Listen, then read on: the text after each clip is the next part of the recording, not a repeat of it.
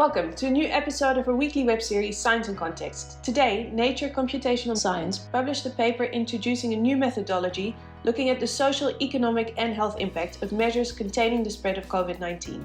I'm Sabine and joining me today is Dr. David Hall. David, this method is one of the first of its kind. Can you explain a bit more?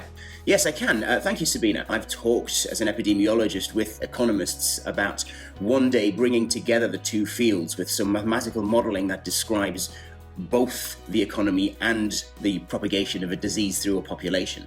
But it wasn't until the COVID-19 pandemic hit and people were dying in hospital, the economy was being closed down, jobs were being lost, money was being lost, that we realized the importance of this methodology. So ours is one of a number of studies that is coming out at the moment, and because I think we were mentally prepared to do such a project anyway, ours has ended up being one of the first to be published. What are the key findings of your reports? That we found ways to exit from lockdown in terms of exactly what has to close and when, so that we can keep the pandemic under control with minimal hits to the economy. And we focus on optimization, so finding the best possible way to exit from lockdown in a particular scenario, best such that we have the least loss of GDP, but subject to constraint, for example, not exceeding a COVID-related hospital occupancy of 18,000, for example. But what sets this study apart is that we're able to quantify how much the sector opens,